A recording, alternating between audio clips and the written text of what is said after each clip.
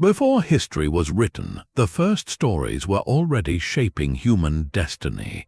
By the time you finish this journey, you will see how 30 ancient mystical narratives from Sumer to China still echo in the way we understand creation, death, and the divine. Why do flood myths appear in cultures separated by oceans and centuries? And what secret knowledge did these early tales preserve about the limits of human power? What do you think these stories reveal about the soul of the very first civilizations? Among the oldest stories in the world, a king named Gilgamesh ruled the city of Uruk in ancient Sumer. He was part god and part human, and his pride knew no bounds. The people cried out for relief from his arrogance, so the gods created a wild man named Enkidu to challenge him. Enkidu began as a creature of the wilderness, living among animals until a temple priestess introduced him to the ways of civilization. When Enkidu and Gilgamesh finally met, they fought fiercely, but the struggle ended not in victory for either, but in mutual respect. They became inseparable friends. Together they traveled into the cedar forest to face the guardian Humbaba, and later defeated the bull of heaven sent by the goddess Ishtar. But these triumphs stirred the anger of the gods, who decided that one of the two must pay the price. Enkidu fell ill and after days of suffering passed away. Gilgamesh was shattered. He had never faced loss like this. The king, who once thought himself above all mortal limits, now confronted the cold reality that death comes for everyone. Refusing to accept this, Gilgamesh set out on a desperate journey to find the secret of eternal life. He traveled beyond the edge of the known world, crossed the waters of death, and finally reached the immortal sage Utnapishtim. This man was no ordinary figure. He and his wife had survived a great flood sent by the gods, and as a reward, they were granted immortality. Utnapishtim told Gilgamesh the story of the deluge, a tale that would echo through later cultures from Mesopotamia to the Bible to ancient Greece. But the sage also revealed a hard truth. Immortality, in the way Gilgamesh wanted it, was not for humans. Only the gods could grant it, and they had made their decision long ago. Still, Utnapishtim offered one last chance. He told Gilgamesh about a plant that grew at the bottom of the sea, a plant that could restore youth, not grant eternal life. Gilgamesh dove into the waters, retrieved the plant, and began his journey home. But on the way, while he stopped to bathe, a serpent slithered out and ate the plant. In an instant, the snake shed its skin and grew young again, while Gilgamesh was left empty-handed. The king finally understood he could not cheat death. The real gift was not eternal life, but the wisdom he had gained through loss and friendship. He returned to Uruk, now a humbler and wiser ruler, and found comfort in the lasting works he had built for his people. But this story is far more than a personal quest. It touches on the boundary between the human and the divine, a line that early civilizations explored through myth. The gods in Gilgamesh are not distant forces. They intervene directly, sending messengers, causing floods, and punishing pride. The underworld appears in Enkidu's dream, a shadowy realm where the dead dwell in dust and silence. These mystical elements show that the Sumerians saw the cosmos as interconnected, where actions on earth had consequences in the heavens and the world below. And the flood story within Gilgamesh, passed down for generations, shaped how later cultures remembered a catastrophe that felt both terrifying and sacred. The serpent stealing the plant, an echo of other ancient tales, reminds us that nature itself seems to guard the secrets of life. Gilgamesh's journey, his suffering, and his eventual acceptance became a mirror for every human who has ever wondered what lies beyond the limits of existence. And that question, once asked in the mud-brick streets of Uruk, still haunts us today. The Babylonian creation epic, the Enuma Elish, offers a very different answer to the mystery of existence. In this story, the universe begins not with a single creator, but with a chaotic mixture of fresh and salt water, two primordial beings named Apsu and Tiamat. Their waters mingled, and from them arose the first generation of gods. But these younger gods were loud and restless, and their noise disturbed Apsu's sleep. He decided to destroy them, but the god E learned of the plan and killed Apsu first. Tiamat, the saltwater dragon goddess, was enraged by the murder of her companion. She gathered a legion of monstrous creatures, from serpents with venom for blood to giant scorpion men, and prepared for war. The younger gods were terrified. No one dared to face Tiamat until a young god named Marduk stepped forward. He agreed to fight her, but only on one condition. If he succeeded, the other gods would grant him supreme authority over the entire cosmos. They agreed. Marduk armed himself with a net, a bow, arrows, and a magical wind. He confronted Tiamat, catching her in his net and driving a wind into her mouth so she could not close it. Then he shot an arrow that split her in two. From one half of her body he formed the sky, and from the other half the earth. He set the stars in their courses, created the sun and the moon, and established the boundaries of the seasons. To organize the new world, Marduk took the tablets of destiny, the cosmic decrees that determine the fate of all things, and placed them on his own chest. Then he created human beings from the blood of a rebellious god, so that they might serve the gods and relieve them of labor. The Enuma Elish is more than a creation myth. It is a political and spiritual declaration. By placing Marduk at the center, the story legitimized Babylon as the seat of divine kingship. The king of Babylon was seen as Marduk's representative on earth, a living link between the chaos of Tiamat and the order of civilization. The ritual reenactment of this battle during the New Year festival was not just a story. It was a cosmic event that renewed the world each year.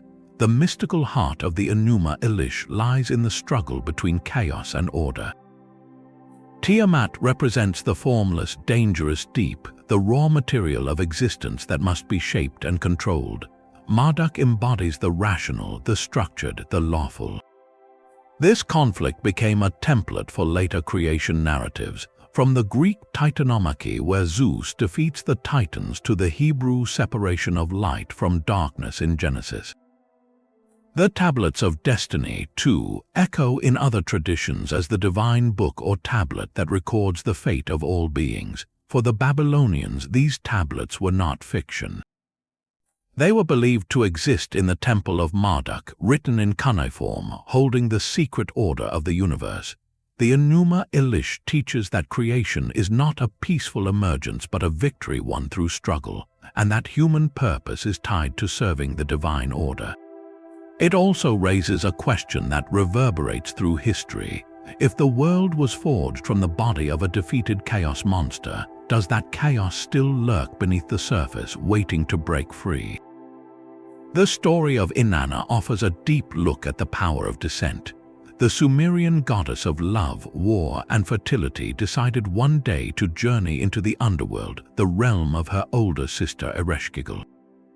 No one knows exactly why she went, but the ancient texts suggest she wanted to attend the funeral of Ereshkigal's husband, or perhaps she sought to extend her own influence over the land of the dead. Whatever her motive, Inanna prepared carefully. She instructed her trusted servant Ninshubur to raise a lament and seek help from the gods Enlil, Nanna, and Enki if she did not return within 3 days.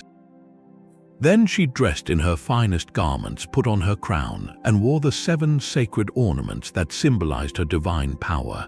At the gates of the underworld, she demanded entry. The gatekeeper, acting on Ereshkigal's orders, allowed her in, but with a strange condition. At each of the 7 gates, Inanna had to remove one piece of her clothing or jewelry. At the first gate, her crown was taken. At the second, her earrings, then her necklace, her breastplate, her girdle, her bracelets, and finally her royal robe. By the time she stood before Ereshkigal, Inanna was completely naked, stripped of all her earthly and divine authority. She was vulnerable, powerless, and utterly exposed. Ereshkigal did not welcome her sister. Instead, she fixed her with the eye of death, and Inanna's body was turned into a piece of rotting flesh. It was hung on a hook on the wall, lifeless and forgotten. For 3 days, Inanna remained in that state. Meanwhile, her servant Ninshubur followed the instructions and went to the gods for help. Enlil and Nanna refused, saying that Inanna had chosen her path and must face the consequences. But Enki, the god of wisdom, understood the deeper need. He created 2 small, genderless beings called the Kurgara and the Galachara from the dirt under his fingernails. He gave them the food of life and the water of life and sent them to the underworld. These beings arrived in Ereshkigal's presence and found her in great pain. She was grieving, suffering from the loss of her husband and the burden of ruling the dead. The 2 beings did not confront her. Instead, they echoed her pain, saying, "Oh, your heart, oh, your insides." Ereshkigal was moved by this compassion. She offered them a gift, and they asked only for the body that hung on the hook. Reluctantly, she gave it to them. They sprinkled the food and water of life on Inanna, and she revived, but the underworld demanded a replacement. Inanna could not leave without someone taking her place. When she returned to the upper world, she found her husband Dumuzi sitting on her throne, not mourning her loss. In her anger, she pointed at him, and the demons of the underworld dragged Dumuzi down to take her place. Later, through a compromise, Dumuzi would spend half the year in the underworld and half with Inanna, a cycle that mirrored the changing seasons. This myth is one of the earliest surviving journeys to the land of the dead. It explores the idea that even a goddess must experience loss and transformation. The stripping at each gate is a powerful symbol of shedding identity, status, and power until nothing remains but the raw self. Inanna's death and resurrection are not just about physical return. They represent a spiritual descent and renewal, and the key to her revival is not force or magic alone but a deep act of compassion. Enki's beings do not fight Ereshkigal, they share her sorrow, and that opens the door for life to return. This theme challenges the idea that the underworld is only a place of punishment. It is also a realm of grief where even the queen of the dead longs for empathy. Inanna's story invites us to consider that the greatest power may lie not in ascent but in willing descent, in facing the darkness and emerging change. And that change, like the seasons, is never final but always part of a greater rhythm. In the shadow of the pyramids, another story of death and renewal was being told along the banks of the Nile. Osiris was a beloved king who brought order, agriculture, and civilization to Egypt. His people prospered under his rule and the land was fertile, but his brother Set grew jealous of this success. Set wanted power for himself and he devised a cruel plan. During a great feast, Set presented a beautifully crafted chest and announced that whoever could fit perfectly inside would receive it as a gift. One by one, the guests tried, but no one succeeded until Osiris stepped forward. As he lay down inside, Set and his accomplices slammed the lid shut, sealed it with lead, and threw the chest into the Nile. The river carried it away, and Osiris was gone. Isis, his devoted wife and sister, refused to accept this loss. She began a desperate search, traveling through Egypt and beyond, asking everyone she met if they had seen the chest. After a long journey, she learned that the chest had washed ashore at Byblos in Lebanon, where it had become encased in the trunk of a tamarisk tree. The king of Byblos had used that tree as a pillar in his palace, unaware of what lay inside. Isis, disguising herself, gained entry to the palace and eventually revealed herself. She retrieved the chest and brought it back to Egypt, but before she could complete the rituals to restore Osiris, Set discovered the chest during a hunting trip. In a fit of rage, he cut the body of Osiris into 14 pieces and scattered them across the land. Isis, undeterred, set out once more. She gathered each piece, but one was missing. The fish of the Nile had consumed that part. Still, Isis did not give up. Using her magic, she reassembled the body and performed the first mummification, wrapping the remains in linen and anointing them with oils. Then she transformed into a bird and fanned breath back into Osiris, just long enough to conceive a son, Horus. Osiris could not remain in the world of the living. Instead, he descended to become the lord of the underworld, the judge of the dead. There, in the Hall of Two Truths, he presided over the weighing of the heart ceremony. A deceased person's heart was placed on a scale opposite the feather of Mot, the goddess of truth and order. If the heart was light with goodness, the soul entered the field of reeds, a paradise of eternal peace. If the heart was heavy with wrongdoing, it was devoured by the monster Ammit, and the soul ceased to exist. Osiris, once a king of the living, now ruled over the realm of the dead, offering judgment and the possibility of renewal. The story of Osiris is woven into the very fabric of Egyptian civilization. The mummification process, the belief in an afterlife, the rituals of the Book of the Dead all draw from this myth. The Nile itself, whose annual floods brought black silt that renewed the soil, mirrored the death and rebirth of Osiris. For the Egyptians, death was not an end. It was a transition, a journey to a new life that required preparation, moral integrity, and divine favor. And at the center of that journey stood Osiris, the first mummy, the god who had known suffering and loss and had emerged as a guide for every soul who crossed the threshold. What did it mean to face judgment after death, to have one's heart weighed against a feather? And what secret knowledge did the Egyptians possess that allowed them to prepare so carefully for a journey none had returned to describe? The answer lies in the symbols and spells they left behind. One of the most powerful secrets in Egyptian mythology was the hidden name of the sun god Ra. The goddess Isis understood that true power came from knowing what could not be spoken. She was already a master of magic, but she wanted more. She wanted to share in Ra's authority over the heavens and the earth.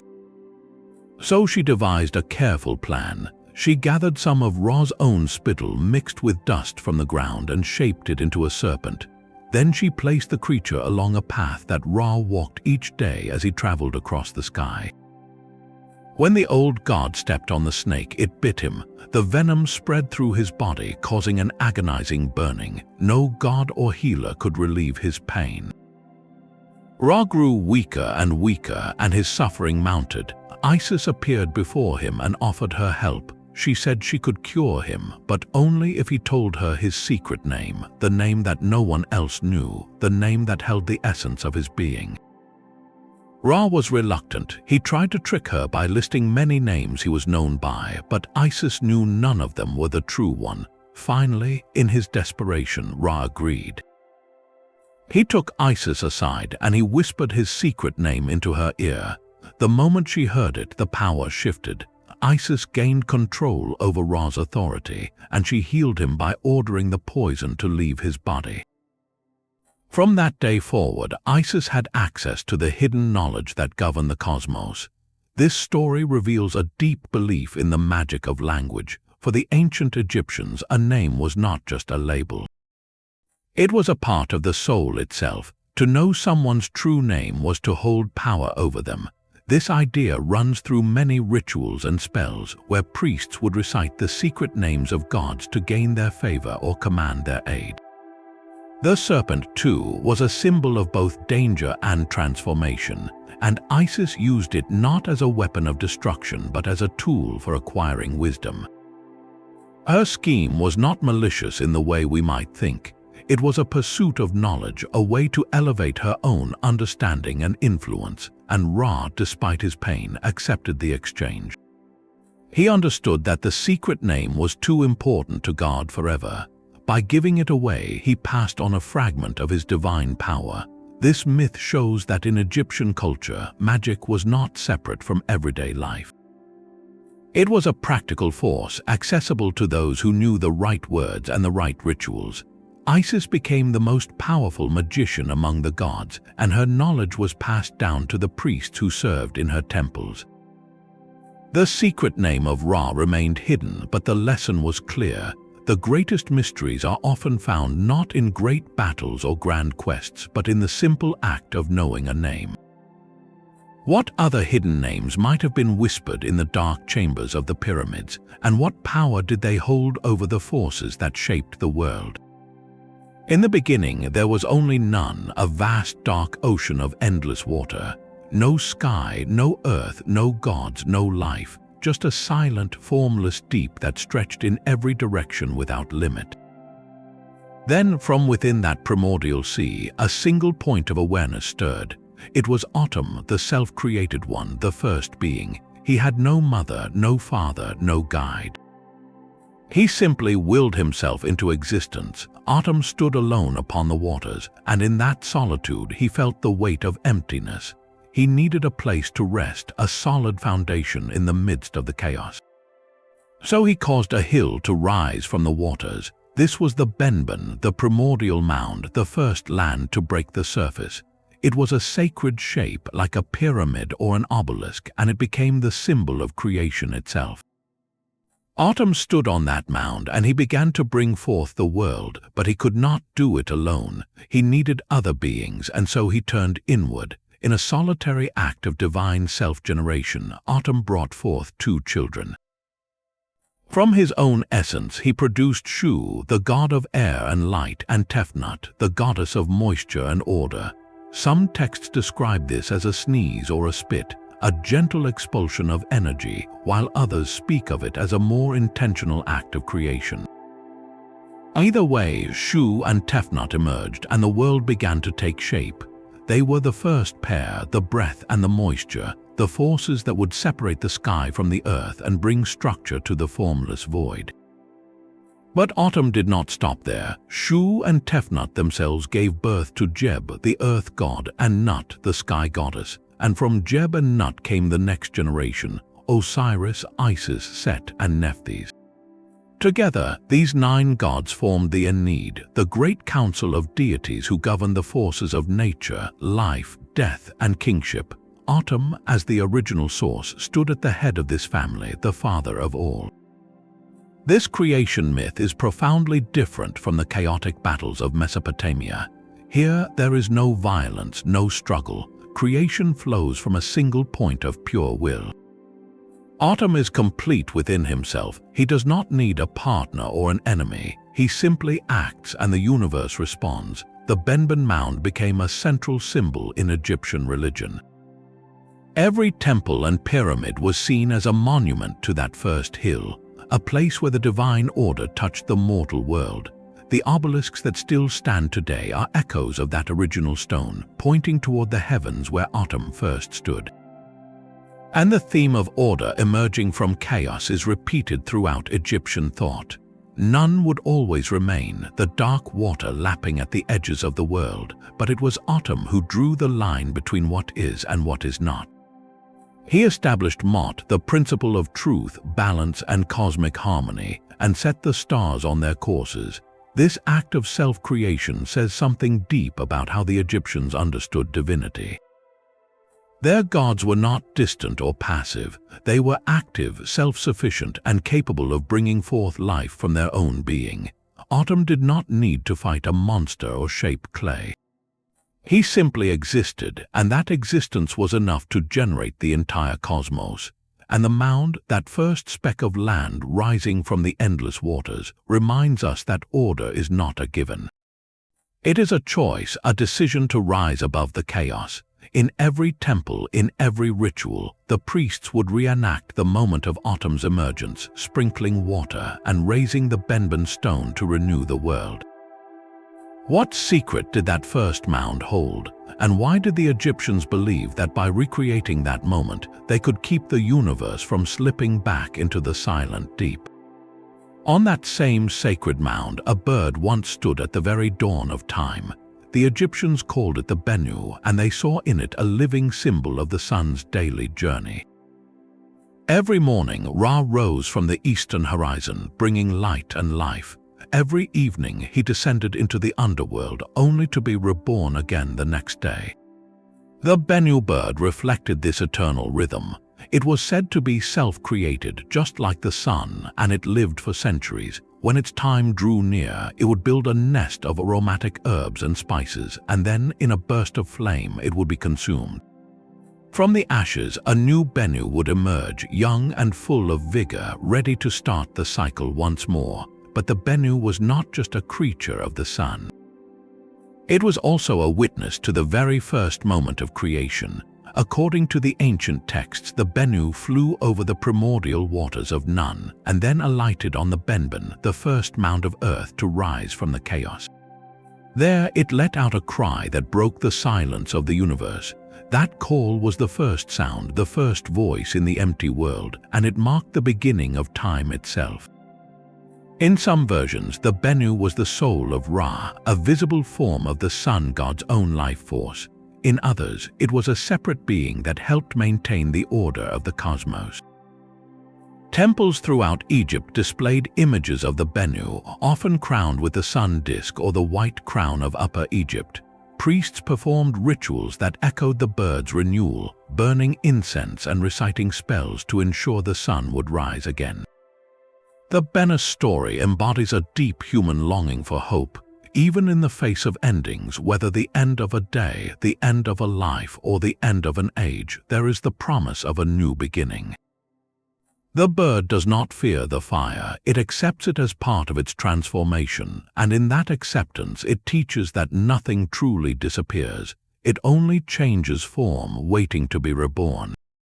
The Greeks later encountered this myth and gave it the name we know today, phoenix, though they added their own details, like a lifespan of 500 years and a journey to Heliopolis, the city of the sun. But the core idea remained the same. Out of destruction comes creation, out of death comes life. The Bennu bird waiting on the Benben is a reminder that the universe itself is a cycle, not a straight line. Every sunrise is a small miracle, and every sunset is a preparation for the dawn. What does it mean to carry that belief within you, to look at the fading light and know that it will return? That is the secret the Bennu guards, the secret of eternal recurrence, not as a curse, but as a source of endless hope. Somewhere in the Egyptian Middle Kingdom, a scribe recorded a story that reads like the world's first survival adventure. It begins with a sailor returning from a failed voyage. His ship had been wrecked, and only he alone had washed ashore on a mysterious island. Exhausted and terrified, he lay in the shade, waiting for whatever fate had in store. Then the ground began to tremble. A giant serpent emerged, covered in scales of gold and lapis lazuli, with a beard that marked it as ancient and wise. The serpent spoke. It asked the sailor why he had come, and the sailor, trembling, told his tale of loss. The serpent revealed that this island was its home, a place beyond the reach of ordinary men. It had once been blessed with abundance, but only the serpent remained. Yet instead of punishing the intruder, the serpent offered comfort. It prophesied that a ship would come to rescue the sailor within 4 months, and that he would return to his family in Egypt. Then the serpent gave him gifts, precious spices, incense, ivory, and exotic animals, treasures fit for a pharaoh. True to the prophecy, the ship arrived, and the sailor returned home a wealthy man. On the surface, this is a simple tale of a lucky castaway, but the mystical layers run deep. The serpent is no ordinary reptile. It is described as a divine being, a lord of the island who commands the elements and speaks with authority. The island itself is a liminal place, suspended between the known world and the realm of the gods. It is a threshold where a mortal can encounter the supernatural and walk away transformed. The sailor's fortune is not earned through bravery or cleverness. It is a gift of fate, a reminder that luck itself is a mysterious force guided by forces beyond human control. The serpent's prophecy and the gifts it bestows echo the themes of divine favor found throughout Egyptian belief. The story was likely written to inspire hope in the face of disaster, to show that even in the worst moments, the universe might still have a plan. And the sailor, returning with wealth and wisdom, became a living proof that the boundary between the human and the divine is not always solid. Sometimes it is as thin as the shore of a hidden island. What other encounters with the unknown might have been whispered in the markets of Thebes, and what did they teach about the invisible forces that shape a life? Far from the banks of the Nile, another ancient civilization wrestled with the same question that haunted the priests of Heliopolis. In the Indus Valley and beyond, the poets of the Rig Veda composed a hymn that pushed human curiosity to its breaking point. It is called the Nasadiya Sukta, and it begins not with a god or a mountain or a flood, but with a single startling idea. There was no existence and there was no non-existence. Before the universe, there was nothing that could be described. No air, no sky, no realm beyond. Death did not exist, nor did immortality. There was no distinction between night and day. Only a formless darkness, hidden and deep, moved in a silence so complete that even the concept of breathing had not yet been born. The hymn then introduces the image of the cosmic egg, the Hiranyagarbha, which means the golden womb or the golden embryo. It floated on that primordial emptiness, a single spark of potential, waiting to burst forth. From this egg, the first creative force emerged. But here is where the Vedic poets took a step that few other creation myths dared to take. They admitted that even the gods themselves came after the universe began. The gods, the very beings that humans prayed to, were not the original creators. They were part of the creation, born from the same mysterious source that gave rise to everything. So who or what caused that first egg to appear? The hymn does not give a confident answer. Instead, it turns inward and asks a question that echoes across millennia. The one who watches over this creation from the highest heaven, perhaps he knows the answer. Or perhaps he does not know it either. This is a profoundly humble moment in the history of human thought. Other cultures constructed elaborate stories about the will of a supreme being or the battle between order and chaos. Here, the poet seems to stand at the edge of knowledge and honestly admit that the ultimate cause may be forever beyond reach. The Nasadiya Sukta does not demand belief. It invites wonder. It acknowledges that some questions are so vast that they may have no answer, at least not one that human minds can grasp. The cosmic egg itself became a symbol in later Hindu philosophy, representing the seed of all existence, the potential that holds every possibility within a single point. But the mystery at the heart of the hymn remains unresolved, and perhaps that is the point. The very act of asking about the origin of origins is a leap into the unknown. The Vedic poets understood that the human mind has limits, and they were not afraid to name them.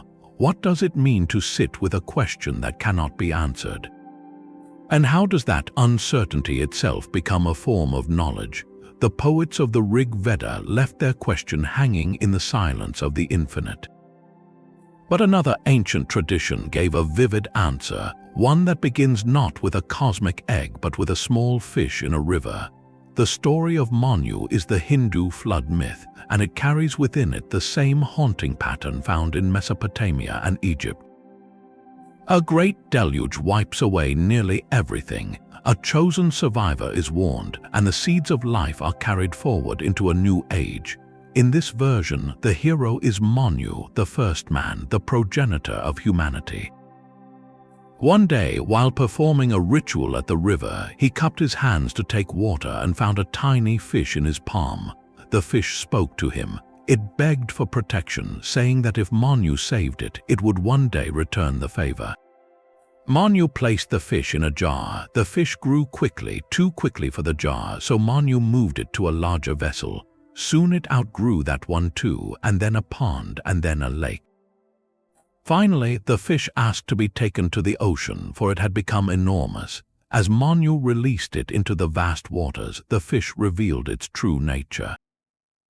It was not an ordinary fish at all. It was an avatar of the god Vishnu, the preserver of the universe. The fish warned Manu that a great flood was coming, a deluge that would submerge the entire world and destroy all living things. It told Manu to build a strong boat and to gather in it the seeds of all plants, the 7 sages, and every species of animal. Manu obeyed. He built a massive vessel and waited. The rains came, the oceans rose, the earth disappeared beneath an endless expanse of churning water. Manu tied his boat to the horn of the great fish using a serpent as a rope, and the fish pulled the vessel through the storm for many years. When the waters finally receded, the boat came to rest on the peak of a mountain in the Himalayas. Manu was alone. Everything else had been swept away. He performed rituals and offered prayers, and from these acts a new human race was born. The story does not dwell on the loss. Instead, it focuses on preservation, on the careful gathering of seeds and life so that the world could begin again. The fish is a savior figure, not a punisher. It does not send the flood out of anger, but rather guides the one worthy soul to safety. This is a gentle flood myth, one where the divine intervenes directly to rescue the future of life itself. The parallels with the story of Utnapishtim from Gilgamesh and with Noah are unmistakable. All three involve a warning, a boat, a survivor, and a renewal of life. But the Manu legend carries a unique mystical element. The fish is not just a messenger, it is a god in disguise, a form taken by the highest deity to physically guide the faithful through destruction. And the image of a serpent used as a rope to tether the boat is rich with symbolism in Vedic tradition, representing the binding power of cosmic order even in chaos. The flood itself is not an end but a reset. It clears the old world so a new cycle can begin. For those who hear this story, the message is one of hope. No matter how overwhelming the storm, the divine will find a way to preserve what is good. And the seeds stored in Manu's boat remind us that life is never truly lost. It waits hidden and patient for the waters to recede. What does it mean to be that seed keeper, and what responsibility does it place on those who survive to carry the future forward?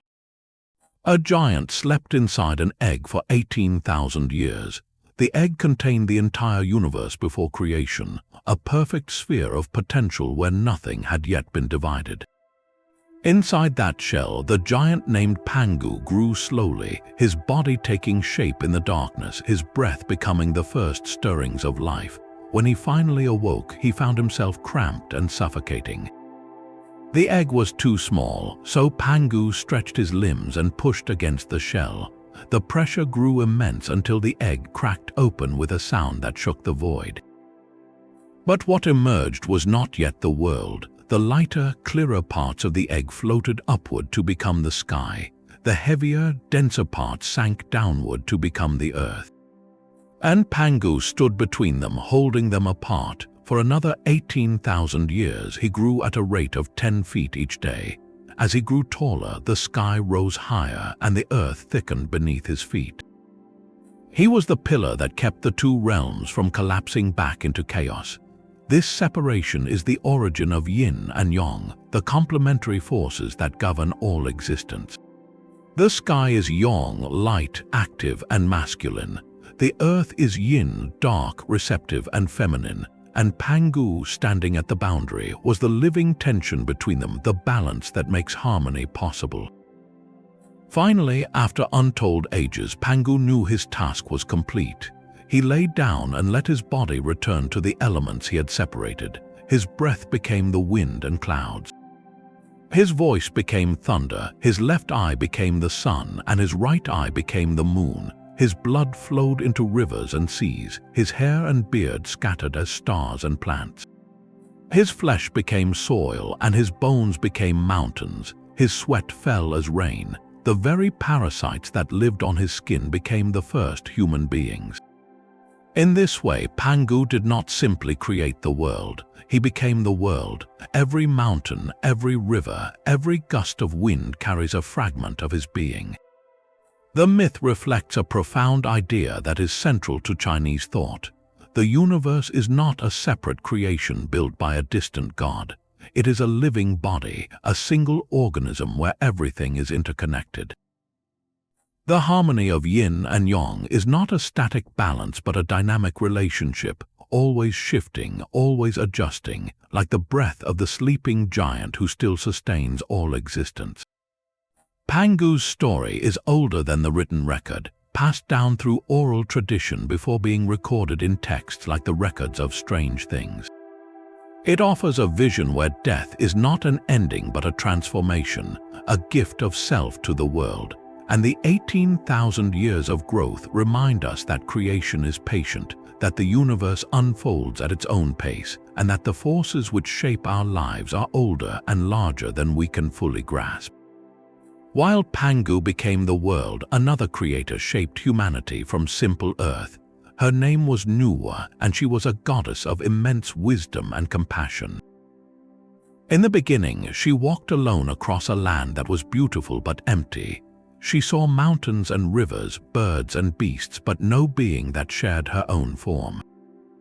So she knelt by a riverbank and began to mold figures from the yellow clay.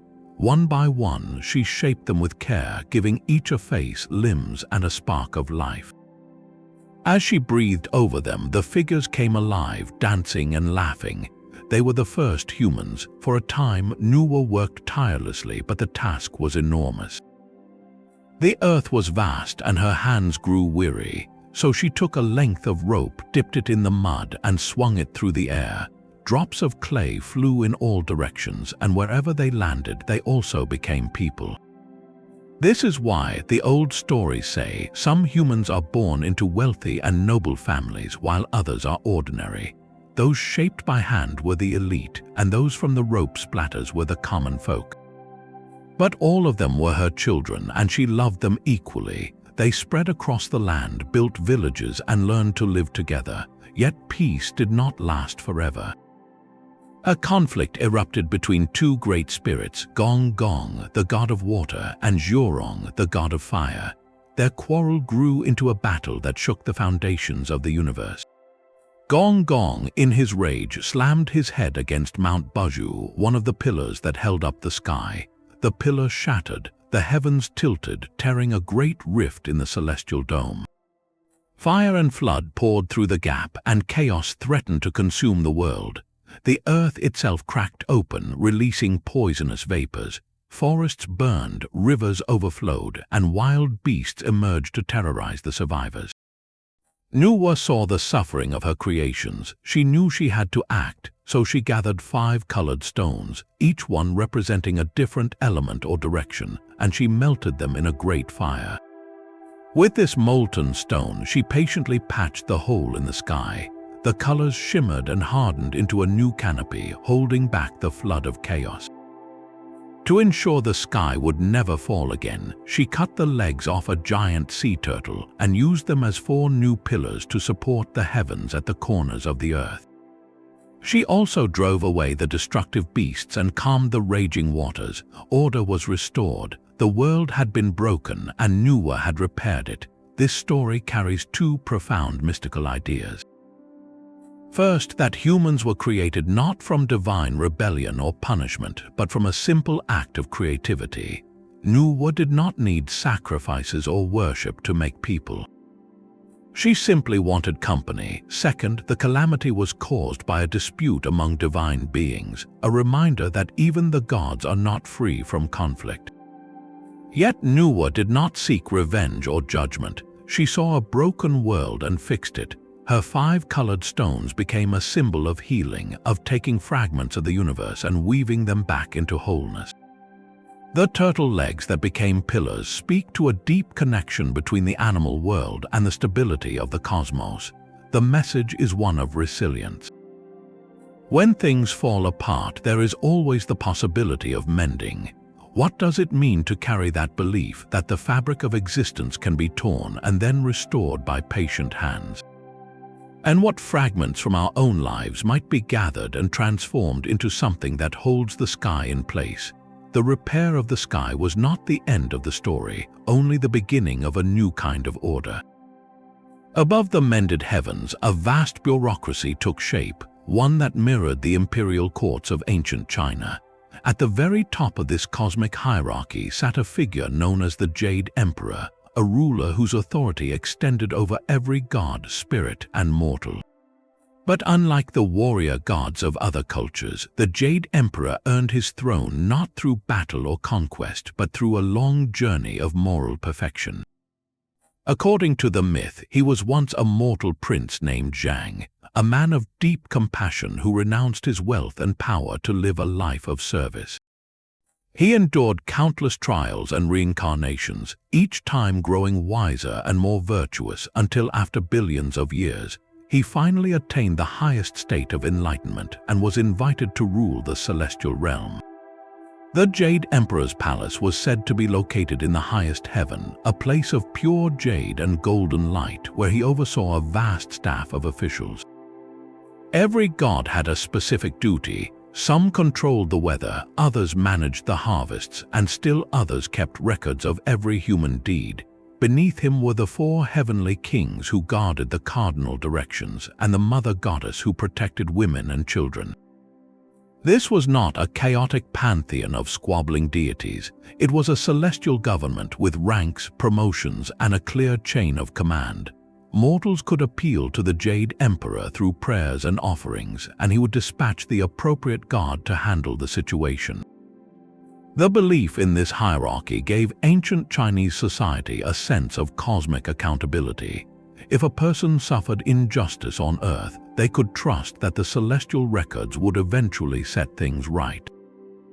And if a village faced drought or flood, the local priests would perform rituals to petition the Jade Emperor for mercy. This system also reinforced the importance of moral behavior. The Jade Emperor himself had achieved his position through virtue, not birthright, so every person carried the potential to rise through compassion and discipline. The myth makes clear that the universe is not random. It is a place of order, judgment, and reward where every action is weighed and every soul is guided by a higher purpose. What does it mean to live in a world where the highest authority is not a conqueror but a moral exemplar? And how did this vision of a celestial court shape the way ordinary people faced the struggles of daily life? Across the ocean, in the lush forests of Mesoamerica, the gods struggled to get creation right. The Popol Vuh, the sacred book of the Maya, records 3 attempts to make humans, each one a lesson in what life truly requires. The first attempt was simple. The gods shaped people from mud. The figures had bodies and they could stand, but they had no substance. The mud dissolved in water and their words were meaningless. They could not think or remember their creators. The gods saw that these mud people were weak and temporary, so they let them wash away. Then came the second try. This time the gods carved people from wood. The wooden figures looked human. They could walk and talk and even multiply. They built houses and made tools. But inside they were hollow. They had no hearts, no minds, no gratitude. They forgot the gods who made them. They did not pray or offer thanks, so the gods decided to destroy the wooden people. But this destruction was not a violent flood or fire. Instead, the very things they had used against the world turned on them. Their tools and pots rose up and struck them. The animals they had hunted chased them. Even the trees and stones attacked. The wooden people tried to escape, but they could not. They were broken and scattered.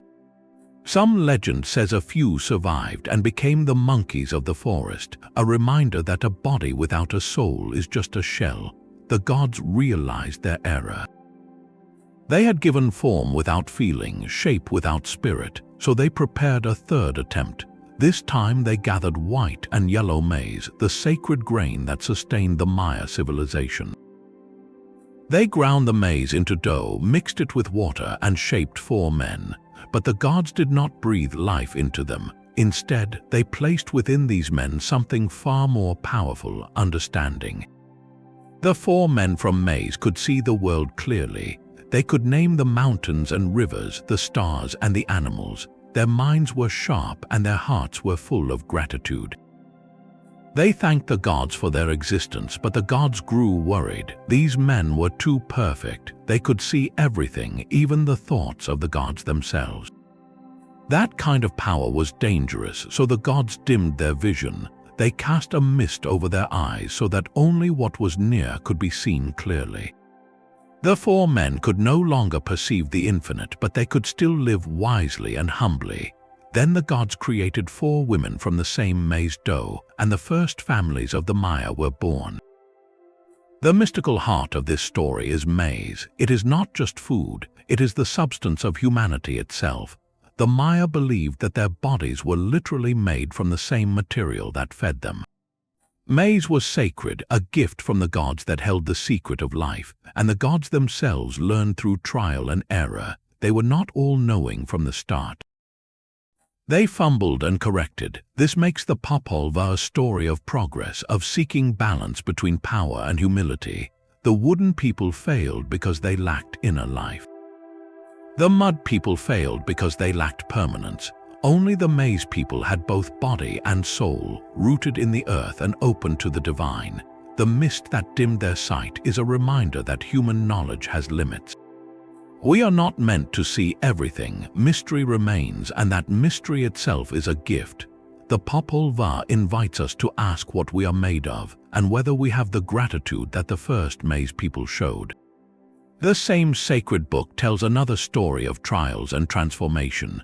Two brothers, Hunahpu and Xbalanque, were not ordinary men. They were the hero twins, born to a mother who had been tricked by the severed head of their father, a great ball player who had been summoned to the underworld and defeated.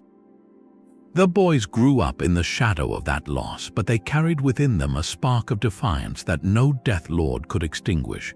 From an early age, they showed extraordinary skills. They were hunters, tricksters, and above all, masters of the ball game. The ball game was more than sport in Maya culture. It was a cosmic ritual, a reenactment of the struggle between light and darkness, life and death. The stone court was a doorway, and the rubber ball was a messenger between worlds. The twins played the game so loudly and so well that the lords of the underworld, the rulers of Xibalba, heard the thumping from beneath the earth. These Death Lords grew annoyed. How dare mortals make such noise above their realm? They sent an invitation, but it was a trap. They demanded that Hunahpu and Xbalanque come to Xibalba to play the ball game against them. The twins knew the danger. Their father and uncle had accepted the same invitation long ago and never returned. The Death Lords had defeated them through deception, killing them and hanging their severed head in a tree. But Hunahpu and Xbalanque were not like their father. They were ready. Before descending, they each buried a long reed in the earth outside their home. If the reed remained green, they were alive. If it withered, they had fallen. Then they took the path into the underworld, a steep, shadowy road that led through rivers of blood and scorpions and bats. Xibalba was a place of tests, and the Death Lords had prepared a series of terrible houses. The first was the House of Darkness, where the twins were given a torch and cigars and told to keep them burning all night without using the flame. They outsmarted the lords by using fireflies as decoys and placing red macaw feathers on the ends of the cigars so it looked like they were smoking. They passed the test. Next came the House of Knives, where blades flew through the air with murderous intent. The twins convinced the knives to stop by promising them offerings. They survived the House of Cold, the House of Jaguars, the House of Fire, and the House of Bats. Each challenge was designed to break them, and each time they found a clever way through. But the greatest test was still to come. The Death Lords, frustrated by their failure, devised a trap that seemed impossible to escape. They built a great oven and invited the twins to jump over it as a game. Hunahpu and Xbalanque knew this was a trick. If they jumped, the lords would push them in, so they accepted the challenge. They leaped, but the lords shoved them into the flames. The twins burned. Their bones were ground up and thrown into the river. The Death Lords celebrated. At last the intruders were gone, but they did not understand the true nature of the twins. Hunahpu and Xbalanque were not ordinary mortals. They were beings of transformation. Their bones sank into the river, and from the waters they were reborn. They emerged as catfish and then as beautiful dancing men. They disguised themselves as traveling performers and returned to Xibalba. The Death Lords, curious about these strange entertainers, summoned them for a show. The twins performed miracles. They set a house on fire and rebuilt it in an instant. They cut each other into pieces and came back whole. The Death Lords were amazed. They demanded to be shown the secret of this magic. The twins agreed. They sacrificed one of the Death Lords, cutting him open, and then pretended to bring him back to life. The other lords were so impressed that they begged to experience the same. One by one, the Death Lords lined up, but this time the twins did not revive them. The lords of Xibalba were defeated not by brute force but by cunning and deception, the very weapons they had used against so many before. The underworld was conquered. Hunahpu and Xbalanque did not stay in the world of the living. Their task was complete. They rose into the sky. One became the sun and the other became the moon. Their light now shines on the ball courts and the cornfields, a perpetual reminder that death is not the end, but a passage to a new form of existence. The story of the hero twins is a profound statement on the nature of life. It says that the underworld, for all its terrors, is not invincible. It can be outsmarted. It can be transformed. The twins did not fight with armies or gods. They fought with wit, patience, and the willingness to die in order to be reborn. Their journey mirrors the cycle of maize itself, which is buried in the dark earth only to rise again as a green shoot reaching for the sun. Every harvest is a small victory over Xibalba. Every sunrise is the face of Hunahpu, reminding us that the darkness never gets the final word. A very different kind of sun rose over the Valley of Mexico, born not from a ball court victory but from the flames of a sacred fire. The Aztecs believed that the world had not always looked the way it does today. Before this age, there had been 4 other suns, 4 previous worlds, each one created and then destroyed in a distinct catastrophe. The first world was ruled by the jaguar sun. It was an age of giants who lived on a diet of acorns, but they were too slow and too simple. When that sun fell, the jaguars rose from the earth and devoured everyone. The second sun belonged to the wind, a calm and gentle age, but when the wind god tired of his duties, he unleashed hurricanes that swept everything away, and those who survived were turned into monkeys. The third sun was a rain of fire. Volcanic eruptions and burning skies consumed the land, and the few who remained became birds. The fourth sun was a flood so vast that the waters turned people into fish. Each world had its own sun, its own people, its own way of ending, and the pattern was clear. Nothing lasted forever. Creation was not a single event but a cycle of birth, death, and rebirth, a cosmic heartbeat that had been pulsing for eons. After the flood, the earth lay dark and silent for a very long time. The gods gathered at the ancient city of Teotihuacan, the place where humans were made, and they faced a problem. They needed a new sun to light the world, but a sun does not simply appear. It must be fueled by a willing sacrifice. 2 gods stepped forward to offer themselves. One was Quetzalcoatl, a wealthy and proud god who was eager for the glory. The other was Nanahuatl, a humble and sickly god covered in sores who was quiet but deeply devoted. A great pyre was built, and the gods announced that whoever leaped into the flames would become the sun. Quetzalcoatl approached the fire first. He was magnificent in his ornaments, but when he felt the heat, he hesitated. He stepped back. He tried again, but the fear was too great. He could not do it. Then Nanahuatl stepped forward. Without hesitation, he closed his eyes and threw himself into the heart of the blaze. His body was consumed instantly, and the flames roared with new intensity. Emboldened by Nanahuatl's courage, Quetzalcoatl followed, leaping into the fire after him. The gods waited. The sky began to glow, and 2 suns appeared, one brilliant and one dim. The gods were troubled. The world could not have 2 equal lights. So one of the gods threw a rabbit at the dimmer sun, striking its face and reducing its brightness. That became the moon. The brilliant sun was Nanahuatl, the humble one who had given everything. But the new sun did not move. It hung motionless in the sky, refusing to travel across the heavens. The gods realized that more sacrifice was needed. The sun demanded energy to begin its journey, so the gods themselves offered their own blood. They cut open their veins and let their life flow into the sun, and at last it began to move. This is how the 5th sun was born, not from victory but from voluntary offering. The mystical weight of this story is immense. It teaches that the universe is sustained by a constant exchange of energy. Nothing is free. Every sunrise is a reminder that the gods gave of themselves so that life could continue. For the Aztecs, this belief shaped their entire worldview. Human sacrifice, which later observers found so disturbing, was understood not as cruelty but as a continuation of the original cosmic contract. It was a way to return the gift of life, to feed the sun so it would not stop moving. The 4 previous suns show that destruction is not punishment but transformation. Each world ended so the next could begin. The jaguars, the wind, the fire, the flood, these are not random disasters. They are the closing of chapters, the turning of pages in a story that is still being written.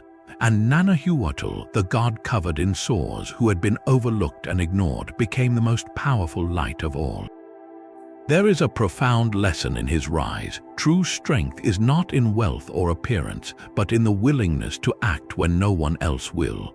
His leap into the fire echoes the voluntary offerings that sustain the cosmos. And the rabbit on the moon serves as a permanent reminder that even the lesser light has its place, dimmed but not forgotten. The 5th sun is still moving. But the Aztecs knew it would not last forever. Eventually, an earthquake would bring this world to an end. The question was not whether the cycle would continue, but what the next sun would demand. And what sacrifice might be needed to light the darkness once more. One by one, the previous worlds had fallen, their people scattered or transformed. Yet a new race was needed for the 5th sun, and the gods turned to the feathered serpent Quetzalcoatl to bring them life. He was a god of wind, of wisdom, of the morning star, and he carried a deep compassion for what had been lost. But the raw material for new humans no longer existed on the surface of the earth.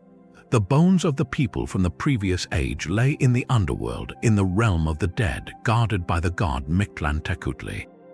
Quetzalcoatl knew he had to descend into that darkness to retrieve what remained. He traveled down the long twisting path that led into the land of the dead, a place of silence and shadow where no light ever touched. When he arrived, he stood before the Lord of the underworld and made his request. He asked for the precious bones of the ancestors so that a new people might walk the earth and offer praise to the gods. Mictlantecutli was not generous by nature. He agreed, but only if Quetzalcoatl could pass a seemingly simple test. He told Quetzalcoatl to walk around the underworld 4 times while blowing on a conch shell that had no holes. It was a trick, a way to keep the bones forever out of reach, but Quetzalcoatl was clever. He summoned worms to drill holes into the shell and bees to fill it with sound. When he blew, the conch produced a deep, resonant tone that echoed through the halls of death. Mictlantecutli, surprised and irritated, had to keep his word. He allowed Quetzalcoatl to take the bones, but warned him to leave quickly. The feathered serpent gathered the remains, tied them into a bundle, and began his ascent back toward the world of light.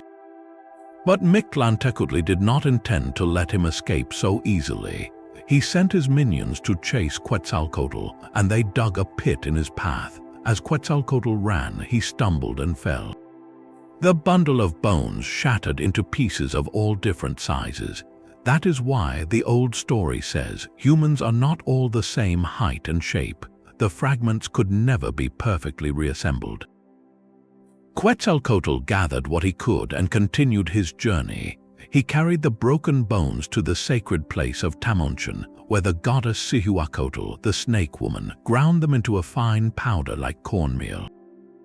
Then Quetzalcoatl cut his own body and let his blood fall onto the powder, mixing his divine essence with the remains of the old world. From this sacred dough, the first humans of the 5th sun were shaped.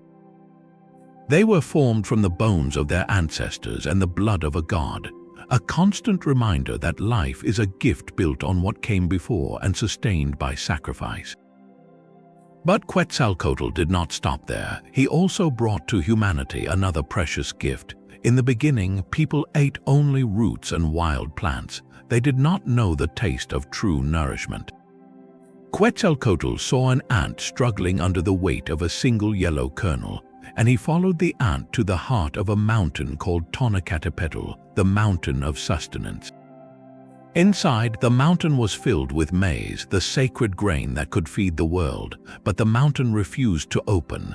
Quetzalcoatl tried to pry it apart, but it would not yield. He called on the other gods for help, and they used their combined strength to crack the mountain open. The maize spilled out, and the wind god carried the seeds across the land, teaching people how to plant, harvest, and grind the grain into tortillas and atole. Maize became the very substance of life for Mesoamerican civilizations, just as it had been for the Maya. Quetzalcoatl was not only a creator, he was a culture hero, a teacher who brought agriculture, the calendar, the arts, and the knowledge of time itself. Yet his story ends in departure. Tricked by his rival Tezcatlipoca, the smoking mirror, Quetzalcoatl was shamed and driven from his city of Chala. He set out toward the eastern sea, building a raft of serpents and sailing away across the horizon. But before he left, he promised to return one day. He transformed himself into the morning star, the bright light that appears just before dawn, guiding travelers and reminding the world that even when a god departs, he is never truly gone. His journey to the underworld, his gift of maize, and his final voyage all speak to a single truth. The boundary between life and death, between earth and sky, is not fixed. It can be crossed by those who carry wisdom and compassion. Quetzalcoatl walked into the land of the dead and came back with the seeds of a new humanity. He broke open a mountain and gave people the food that would build their civilizations, and he rose into the sky as a beacon of hope, a light that vanishes each morning only to reappear at the edge of night. What does it mean to believe that a god once walked among us, teaching and shaping, and that he still watches from the morning horizon? In that single star, the Aztecs saw not a distant ball of fire, but a living promise that the cycle of creation never truly ends.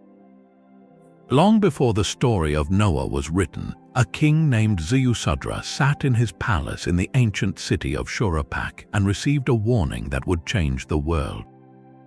The god Enki, the same wise deity who had helped Inanna and shaped the first humans, came to Ziusudra in a dream or perhaps a whispered message and told him that the great god Enlil had grown weary of humanity. The noise and chaos of people had disturbed the gods, and Enlil had decided to send a flood that would wipe every living thing from the face of the earth. But Enki, known for his compassion and cunning, could not bear to see the end of all life. He chose Ziusudra, a just and humble king, to be the one who would carry the seeds of existence into the future. Enki gave very specific instructions. Ziusudra was to tear down his house and build a massive boat, a cube-shaped vessel with a roof and multiple decks. The boat had to be sealed with pitch, waterproof and strong enough to withstand the coming storm. Ziusudra was told to bring aboard his family, the craftsmen of the city, and every kind of animal, both wild and domestic. He was also instructed to load the boat with grain, seeds, and the essential knowledge of civilization, the skills and wisdom that would allow life to begin again.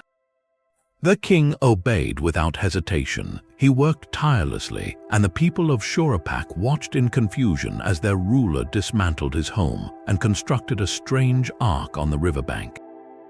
Some may have mocked him, others may have helped, but when the sky turned black and the rain began to fall, their confusion turned to terror. The storm raged for 7 days and 7 nights. The earth trembled and the waters rose so high that even the mountains disappeared. Everything that had once lived was swallowed by the deluge. The boat tossed and pitched on the endless waves, but it held. Inside, Ziusudra and his passengers waited in the darkness, listening to the fury of the world being unmade. When the storm finally passed, the waters began to recede. The boat came to rest on the peak of a mountain, and Ziusudra opened a window to let in the light. He looked out upon a world that was silent and still, covered in mud and debris. He released a dove, and it found no place to land. He released a raven, and it did not return. Only then did he know that the waters had truly retreated. Ziusudra stepped out onto the mountain and made an offering to the gods. He built an altar and sacrificed an animal, and the sweet smell of the smoke rose into the heavens. The gods, who had been hungry and thirsty during the flood because no one was left to bring them offerings, gathered around the scent like flies. Enlil was furious at first. He realized that someone had survived against his will, but Enki stepped forward and explained that Ziusudra had been chosen to preserve life, not to defy the gods. Enlil relented. In fact, he was so moved by the survival of this one faithful king that he granted Ziusudra a great reward. He and his wife were taken to the land of Dilmun, a paradise where no sickness or death existed, and they were given the gift of immortality. They became like the gods, dwelling forever in a place of bliss. Ziusudra, whose name means life of long days, had crossed the boundary between mortal and divine. And his boat, his family, the animals, and the seeds he carried became the foundation for a new world. This story, inscribed on clay tablets in cuneiform, is the earliest known version of the global flood myth. It predates the biblical account by centuries and shows how deeply the idea of a great deluge had taken root in the human imagination. But what makes the Sumerian version unique is the reason for the flood. It was not a punishment for sin or a test of faith. It was a decision born of annoyance, of divine irritation at human noise, and the hero was saved not because he was perfect, but because one god chose mercy over destruction. Ziusudra carried with him not just his family, but the very knowledge of civilization, the crafts, the rituals, the seeds, the skills. This is a story about preservation, about passing the torch of wisdom through the storm so that the next age could begin with everything it needed. The flood did not wipe away memory. It ensured that the precious lessons of the old world would survive, and Ziusudra, standing on that mountain with the raven gone and the sky clearing, became a bridge between two worlds. What does it mean to carry the weight of that responsibility, to know that you are the keeper of everything that matters? And how many times has humanity faced its own floods, real or symbolic, only to find that the seeds of hope were hidden in the heart of the one who listened to the quiet voice of wisdom? The queen of the underworld sat on her throne of lapis lazuli, but she did not want to be alone forever. Ereshkigal ruled the land of no return, the shadowy realm where the dead dwelled in silence and dust. No light reached her palace, and no living voice disturbed the quiet except for the whispers of spirits who had lost all memory of the sun. She was powerful, feared by gods and mortals alike, yet her heart carried a heavy loneliness. The other deities of heaven rarely visited her domain, and she had no companion to share the burden of her rule. Then word came that a great feast was being held in the upper world, a celebration to which all the gods were invited. But Ereshkigal could not attend. The laws of the underworld forbade her from leaving, even for a single day. The ancient texts say that she sent her messenger, Namtar, to the heavens to bring back her portion of the feast. When Namtar arrived, the gods showed proper respect except for one. A young and handsome god named Nergal stood up to greet him, but he did not bow. The messenger was insulted. He returned to the underworld and reported Nergal's disrespect to Ereshkigal. The queen was furious. She demanded that Nergal be sent down to her realm to apologize. The other gods, hoping to avoid a conflict, agreed. Nergal was given strict instructions. He was told to accept no food, no drink, no chair, and no welcome from the queen. He was to deliver his apology and leave immediately. But when Nergal descended the 7 gates of the underworld and stood before Ereshkigal, the plan began to unravel. She offered him a seat, he refused. She offered him water, he refused. She offered him bread, he refused. Each time he followed his instructions, but the queen was not used to being denied. In some versions of the story, Ereshkigal then bathed and dressed herself in her finest garments, presenting herself in a way that no mortal or god could resist. Nergal, despite his resolve, was drawn to her. He accepted a drink, then another, then he sat beside her. The boundaries between guest and host, between defiance and desire, began to blur. The myth takes different turns. In one tradition, Nergal fell into a trap. He stayed too long, ate too much, and lost his divine protection. The underworld claimed him. Ereshkigal seized him and declared that he would never leave. In another version, the two spent 6 days together, and when Nergal tried to escape, the queen sent her forces to bring him back. Either way, a negotiation followed that changed the structure of the underworld itself. Ereshkigal did not simply want a prisoner, she wanted an equal. She proposed a marriage. She would share her throne and her power with Nergal, but only if he agreed to stay with her for half the year, and sometimes the myth says forever. Nergal accepted. He became the co-ruler of the land of the dead, the partner of the queen who had ruled alone for so long. From that day forward, the underworld had 2 thrones. Ereshkigal remained the mistress of death, the one who held the final judgment over souls. But Nergal brought with him the forces of war, plague, and heat, a harsh energy that balanced the cold stillness of the realm. Together, they ruled in a unity that reflected a deeper truth about existence. Life and death are not separate enemies. They are 2 faces of the same cycle, a dance between action and stillness, fire and shadow. The story of Ereshkigal and Nergal is not just a romance or a trick. It is a myth about the necessity of union, even in the most forbidden places. The underworld, which had been a place of absolute loneliness, became a realm of partnership. The queen, who had been feared and isolated, found a companion who matched her power, and Nergal, who had come as an unwilling visitor, ended up transformed into a king. Their marriage echoes the ancient idea that creation requires opposites to come together. Just as the sky and earth, the sun and moon, the male and female forces must meet for balance to exist, so too must the underworld have its king and queen. The gates that once only opened inward to swallow the dead now also open to allow a new kind of order. What does it mean to find a partner in the deepest darkness, to discover that even the most isolated power longs for connection?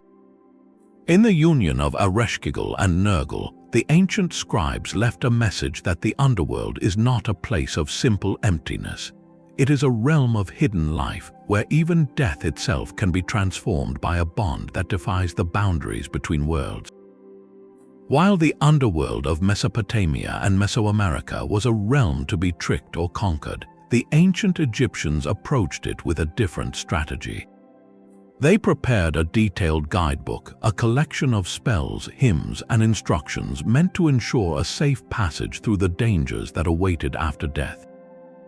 This was the Book of the Dead, and it was not a single volume but a custom-made papyrus roll, often placed in the tomb alongside the deceased. Its purpose was straightforward yet profound: to help the soul navigate the treacherous landscape of the Juwat, the Egyptian underworld, and to emerge victorious into the field of reeds, a paradise of eternal peace. The journey began the moment the body was laid to rest. The soul, or the Ba, could fly out of the tomb but needed to return to the body each night for renewal. The spells in the Book of the Dead were designed to protect the Ba from hostile forces, to open gates, to allow the deceased to eat and drink, and to prevent the heart from testifying against them during the final judgment. One of the most important spells was the Declaration of Innocence, where the soul would stand before the god Osiris in the Hall of Two Truths and recite a list of sins it had not committed. I have not stolen, I have not lied, I have not caused pain, I have not turned a deaf ear to the words of truth. This was not a confession but a positive assertion of a life lived in accordance with Mot, the cosmic principle of order and justice. After this declaration, the heart of the deceased was placed on a scale opposite the feather of Mot. If the heart balanced, the soul was deemed worthy and could proceed to the field of reeds. If it tipped, the soul was devoured by the monster Ammit, part crocodile, part lion, part hippopotamus, and ceased to exist. But the Book of the Dead contained spells to prevent this terrible outcome, including a spell that commanded the heart not to speak against its owner.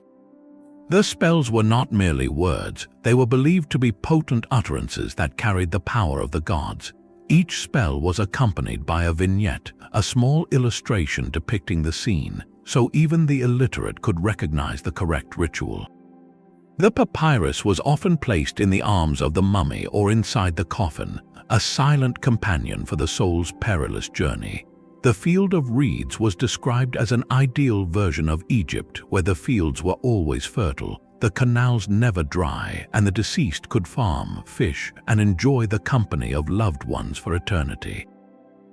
To reach this place, the soul had to pass through 12 gates, each guarded by a fearsome serpent or a demon who demanded a secret password. The Book of the Dead provided these passwords, often in the form of the name of the gatekeeper or a phrase that acknowledged the guardian's power. One spell, for example, instructed the soul to say, "Open to me, you who are high in your gate. I am the one who knows you. I know your name and the name of your serpent." This knowledge was the key. For the Egyptians, death was not an end but a transition, and the Book of the Dead was the map, the key, and the shield rolled into one. It was a testament to the human desire to prepare for the unknown, to understand the hidden rules of the universe, and to secure a fate beyond the grave. The mystical quest for eternal life was not about escaping death but about navigating it with the right tools and the right heart. The spells of the Book of the Dead have survived on fragile papyrus for thousands of years, and they still whisper their secrets to anyone who looks closely. What did it mean to face that judgment, to speak your innocence into the scales, and to trust that the words you had carried in life would carry you through death? That judgment began in a chamber called the Hall of Two Truths. The walls were made of polished stone, and the air was still and cool. In the center stood a great scale, simple in construction but carrying the weight of an entire destiny. On one side rested a single ostrich feather, delicate and pure. That feather belonged to Mot, the goddess of truth, order, and cosmic balance. She was not a punisher. She was the principle that kept the stars in their courses and the Nile flowing in its season. Her feather was the standard against which every human life would be measured. On the other side of the scale, the heart of the person who had passed on was placed. The ancient Egyptians believed that the heart contained the record of all one had done, thought, and felt. It was not just a muscle, it was the seat of memory, intention, and character. Anubis, the jackal-headed guide of the underworld, carefully adjusted the scale. Thoth, the ibis-headed god of writing and wisdom, stood nearby with a reed brush and a palette ready to record the outcome. The person who had died was led forward by the hand of Horus, and they stood before the scale, knowing that everything they had ever done was now visible in the balance. This was the moment of truth, but before the weighing, the person had to speak. They had to recite the negative confession, a declaration of innocence made directly to Mot and to the 42 assessor gods who sat in judgment. This was not a confession of sins in the modern sense. It was a positive assertion that one had lived according to Mot. The person would say, "I have not committed injustice. I have not robbed, I have not stolen, I have not killed, I have not caused pain, I have not damaged the offerings, I have not turned a deaf ear to the words of truth." Each statement was addressed to a specific god, and each denial reinforced the person's alignment with cosmic order. The negative confession was not a list of forbidden acts to be admitted. It was a claim of integrity, spoken aloud so that the universe itself could hear and confirm. If the person's heart was light with goodness, the scale balanced perfectly. The feather and the heart rested at the same height. The person was declared justified or true of voice. They were then led by Horus to stand before Osiris, the king of the underworld, and granted entry into the field of reeds, a paradise of eternal peace where the fields never dried and the sun never dimmed. But if the heart was heavy with wrongdoing, the scale would tip, the heart would sink, and the feather would rise. That imbalance summoned a creature waiting nearby. Amit, often called the devourer of the dead, had the head of a crocodile, the torso of a lion, and the hindquarters of a hippopotamus. She did not punish or torture. She simply devoured the heart. Once the heart was consumed, the person ceased to exist in any form. There was no second chance, no reincarnation, no wandering soul. The goal was not to avoid punishment, but to achieve eternal being. The weighing of the heart was the most solemn moment in the Egyptian journey through the underworld. It transformed ethics into a cosmic reality. What a person did in life literally determined the fate of their soul. Goodness was not just a social nicety. It was a force that made the scale balance. The ritual also reveals a deep trust in the order of the universe. The Egyptians believed that truth itself could be measured, that there was a standard beyond human opinion. Ma'at was not a harsh judge. She was the natural law that upheld existence, and the feather was her signature. The hope for justification was not about escaping punishment, but about being recognized as one who had lived in harmony with the rhythm of the world. When the heart balanced, the person did not become a god. They became a fully realized human being, ready to enjoy the peace they had earned. The scene of the scale, the feather, and the waiting devourer has fascinated scholars and seekers for centuries. It asks a question that still holds power today. If your heart were weighed against a feather, what would the balance show, and what words would you speak to the 42 gods who remember everything? Every morning, a tiny creature performed a miracle that reminded Egyptians of the sun's own journey. That creature was the scarab beetle, and it was not just an insect. It was a living symbol of the most sacred event in the cosmos. The Egyptians watched the beetle roll a ball of dung across the ground, pushing it with its hind legs, always moving forward. The ball was larger than the beetle itself, yet the beetle never stopped. It seemed to carry the weight of the world. And in that simple act, the priest saw the sun god Khepri pushing the sun across the sky from dawn to dusk, a daily struggle against the forces of darkness. Khepri was not a separate god. He was a form of the sun god Ra, the aspect that appeared at the moment of sunrise. He was depicted as a man with a scarab for a head, or simply as the beetle itself. His name meant the one who comes into being, and he represented the raw creative power that brought light into the world each day. The scarab beetle's life cycle deepened this meaning. The female beetle laid her eggs inside the dung ball she had rolled. The eggs would hatch, and the young beetles would emerge from the ball as if from nothing, seemingly born from the earth itself. The Egyptians had no knowledge of insect biology. They saw only a miracle, a ball of waste that gave rise to new life. This was a perfect image of creation, of life emerging from the darkness of the underworld each morning. The sun died each night and was reborn at dawn, just as the scarab emerged from its hidden chamber. For this reason, the scarab became the most powerful amulet in all of Egypt. Small carvings of the beetle were placed over the heart of the mummy, ensuring that the heart would not testify against the deceased during the weighing. The scarab amulet was a promise of resurrection.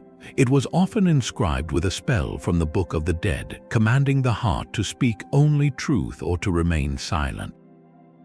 The living also wore scarab amulets as rings or pendants, believing that the beetle's power would protect them from harm and bring good fortune. The scarab was carved from stone, glazed in blue or green, and sometimes mounted in gold. It was a miniature monument to the idea that death is not an end but a transformation. The beetle's association with the rising sun also linked it to the concept of renewal. Every sunrise was a fresh beginning, a chance to start again. In the same way, the scarab reminded people that no matter how heavy the burden, the sun would rise again and life would continue. The mystical view of this ordinary insect transformed it into a cosmic force. The scarab did not just roll a ball, it rolled the sun. It did not just hatch from a dung heap. It was born from the same primordial mound that autumn had stood upon at the dawn of time.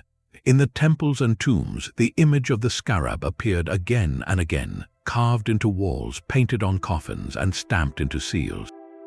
It was the signature of creation itself. What does it mean to look at a common bug and see the face of a god? The ancient Egyptians believed that the divine was not hidden in distant heavens but present in the most humble of creatures, if only you knew how to look. The scarab was a teacher, showing that the cycle of life and death, of night and morning, was not something to fear but to participate in. The beetle pushed its ball and the sun rose. And every person who wore a scarab amulet carried that lesson over their heart, a small reminder that even in the darkest hour, the dawn was on its way. On the island of Crete, a king built a prison so complex that even its creator could not find the way out. This was the labyrinth at Knossos, a maze of twisting stone corridors built to hold a terrible secret. At the heart of that maze lived the Minotaur, a creature with the body of a man and the head of a bull, born from a curse that began with a broken promise. The story starts with King Minos, who ruled Crete with great power. He prayed to the god Poseidon for a sign of his authority, a magnificent white bull to emerge from the sea as proof of divine favor. Minos promised to sacrifice the bull in return, but when the beautiful animal appeared, he changed his mind. He kept the bull for himself and offered a common animal instead. Poseidon was not fooled. To punish Minos, the god of the sea caused the king's wife, Pasiphae, to fall in love with the bull. From this unnatural union, the Minotaur was born, a hybrid creature that horrified everyone who saw it. Minos could not kill the thing that carried his wife's shame, so he ordered the master craftsman Daedalus to build a prison from which no one could escape. Daedalus designed the labyrinth, a network of halls and turns that twisted back on themselves endlessly. The Minotaur was placed at the center, and there it remained, fed with criminals and captives from across the kingdom. But the most terrible tribute came every 9 years when Athens, a city that had angered Minos, was forced to send 7 young men and 7 young women to be sent into the labyrinth as an offering. They would enter and they would not return. This went on for years until the Athenian prince Theseus volunteered to be one of the victims. He was determined to end the cycle. When he arrived in Crete, the princess Ariadne saw him and fell in love. She could not bear to watch him die, so she went to Daedalus and learned the secret of the labyrinth. The trick was not to find the center by instinct, but to follow a single thread that would mark the path. She gave Theseus a ball of thread and instructed him to tie one end at the entrance and unroll it as he went deeper. He followed her plan. He entered the darkness of the labyrinth, the walls damp and the air heavy with silence. The thread unraveled behind him like a silver lifeline. At the center, he found the Minotaur, a massive creature snorting in the dim light. Theseus used the sword hidden in his cloak to face the creature and ended its reign. Then he retraced the thread step by step, pulling himself back through the maze until he emerged into the sunlight. He escaped Crete with Ariadne, though their story would take another turn later. The mystical weight of this myth goes far beyond a simple monster story. The Minotaur itself is a hybrid, a being that crosses the boundary between human and animal, between order and chaos. It represents the wildness that civilization tries to contain. The labyrinth is the physical form of that containment, a maze built by human genius to hide a divine punishment. And the thread is the symbol of connection, the one thing that can guide a person through confusion and darkness. Theseus does not conquer the maze through strength. He conquers it through trust in Ariadne and the wisdom of her plan. The labyrinth at Knossos may have been a real palace complex with many twisting rooms, but in the hands of myth, it became a metaphor for any journey into the unknown. What does it mean to find your way through a maze that you cannot see? And what thread might you need to hold on to when facing your own monstrous challenges? Across the sea, another titan chose a different kind of rebellion. Prometheus looked at the mud and clay beneath his feet and saw the potential for something new. While the other gods of Olympus turned their attention to power and pleasure, he knelt down and began to shape figures from the earth. He molded them with care, giving them arms and legs, faces and hands.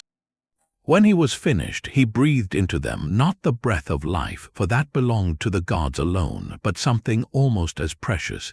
he gave them a spark of intelligence, a curiosity that would drive them to learn and grow. The first humans stood up, blinking in the light, and the Titan who had made them felt a deep pride in his work. But these early people were weak and vulnerable.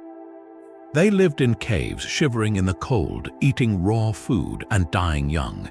They had no tools, no fire, no knowledge of the arts or the crafts that make civilization possible.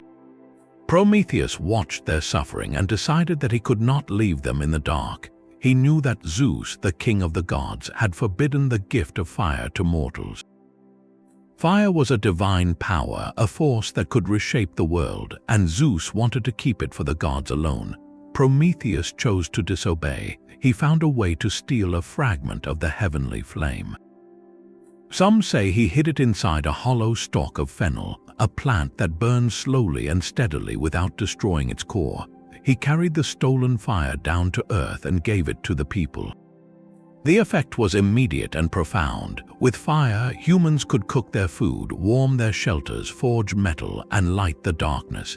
They could build cities, create art, and develop the tools that would lift them out of survival and into culture. Knowledge followed fire, language grew richer, laws were written. The spark that Prometheus had stolen ignited the entire arc of human achievement, but Zeus was not amused. When he discovered the theft, his anger was absolute. He saw Prometheus as a traitor who had shared divine secrets with mortals and broken the order of the cosmos. The punishment had to be severe, not just to teach Prometheus a lesson, but to warn anyone else who might think of helping humanity. Prometheus was seized by the servants of Zeus and chained to a remote mountain crag in the Caucasus. His arms and legs were bound with unbreakable shackles, and he was left alone against the stone, exposed to the wind and the cold, but the worst was yet to come. Each day, a great eagle, a messenger of Zeus, would descend and feed on the Titan. The creature would return each day to repeat the pain, and each night the damage would heal so the cycle could begin again. This was not a punishment meant to end. It was designed to last forever, a timeless repetition of loss and renewal. For centuries, Prometheus endured. He knew the secret of a prophecy that could affect Zeus himself, a knowledge about a son who might one day overthrow the king of the gods. Prometheus held that secret in silence, using it as his only bargaining chip, a single thread of hope in an eternity of suffering. The other titans had been destroyed or imprisoned, but Prometheus remained defiant even in chains.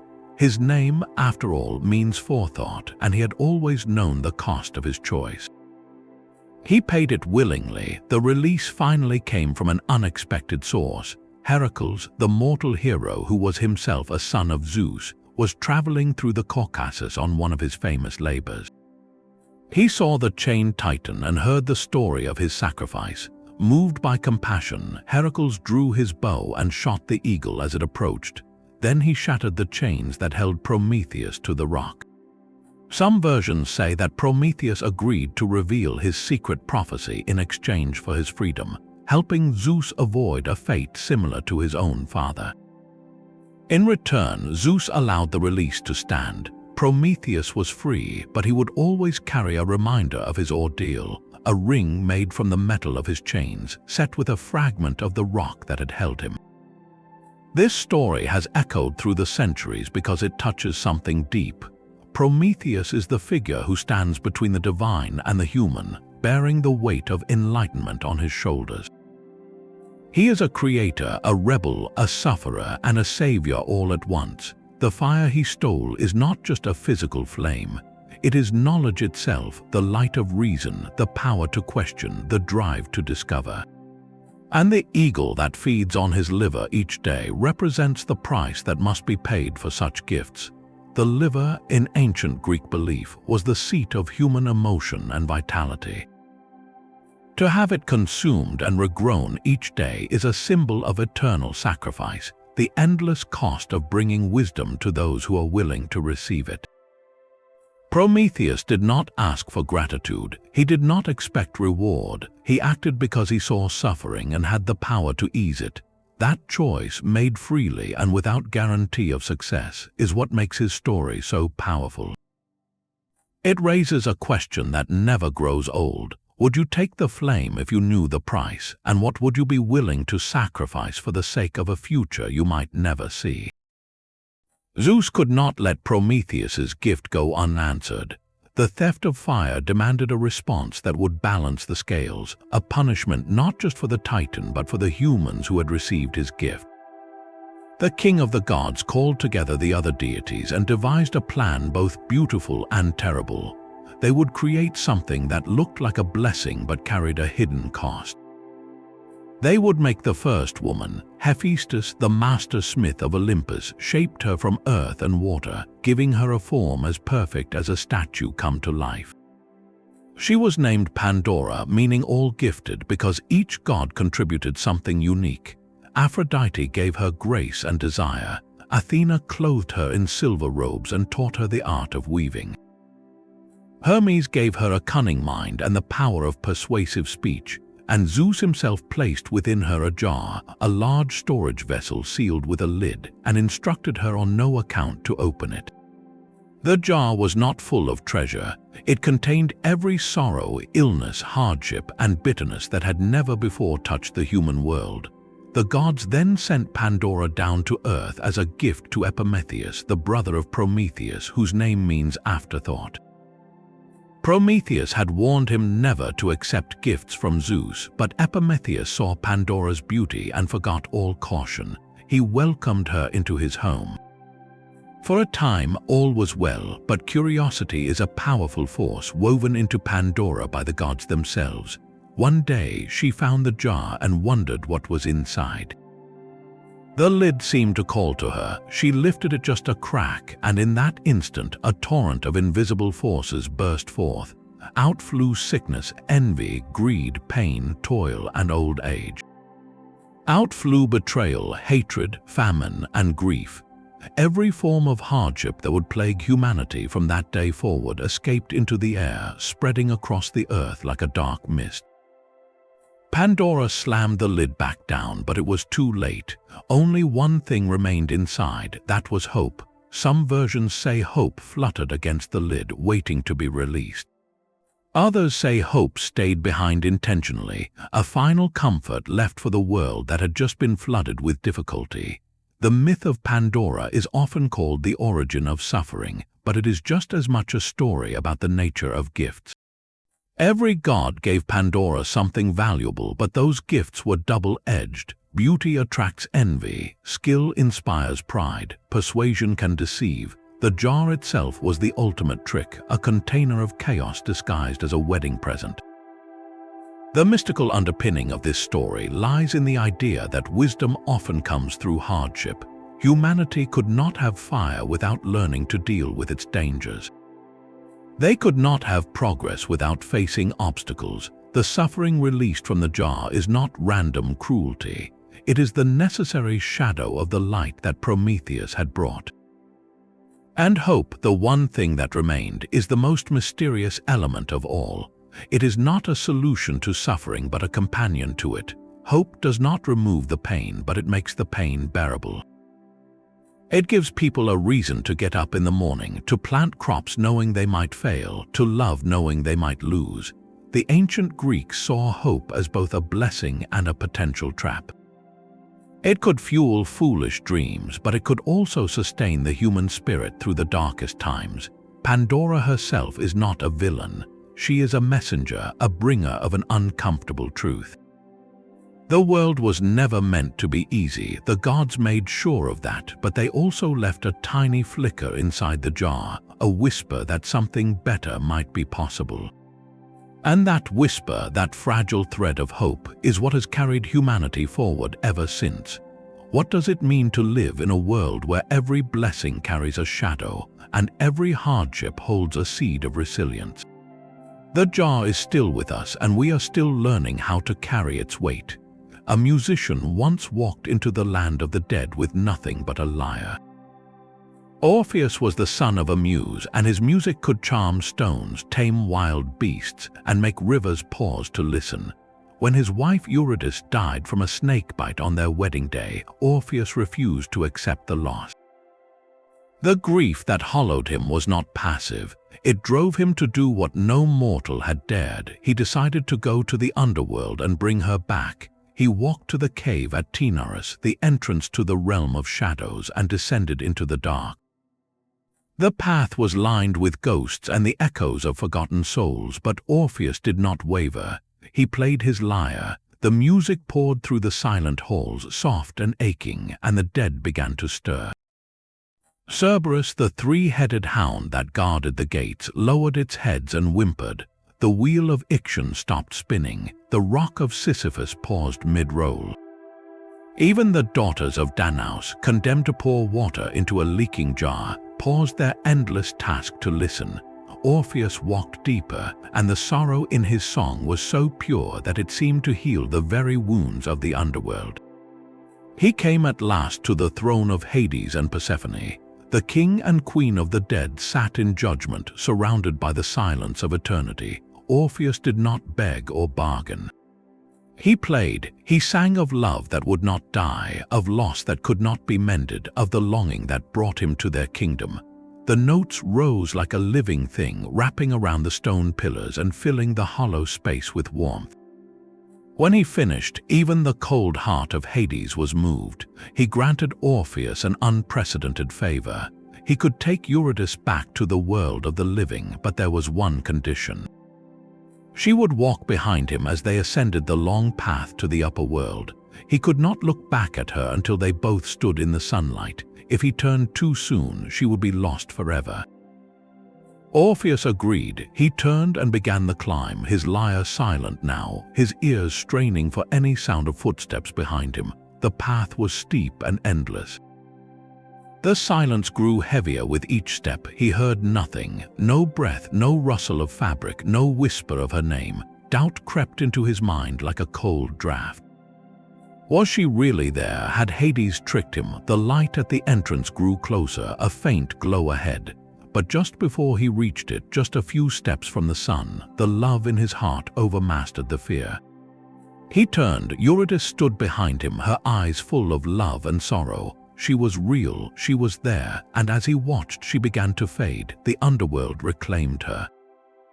She did not cry out. She simply slipped backward into the darkness, her hand reaching for him until it was gone.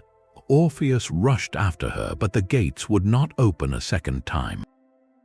He had broken the condition, and the price was final. He climbed alone into the daylight, and the world he returned to was empty.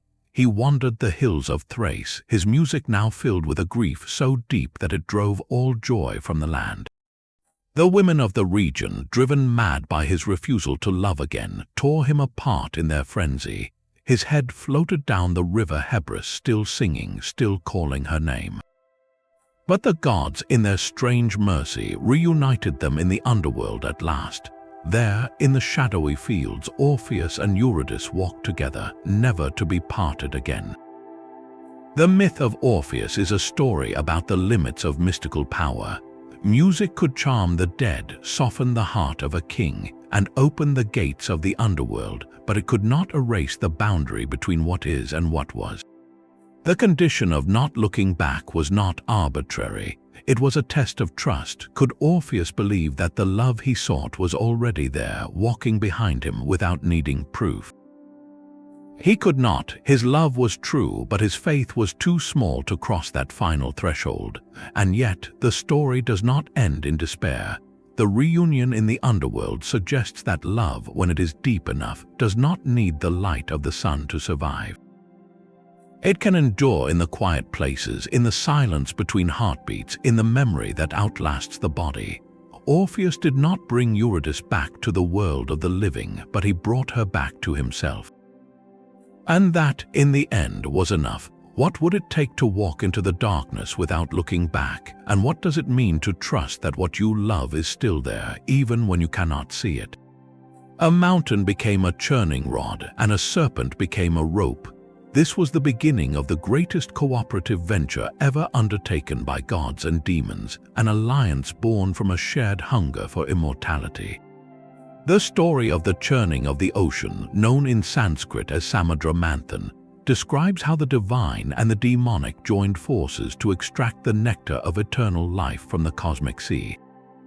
They needed each other because the task was too vast for either side alone.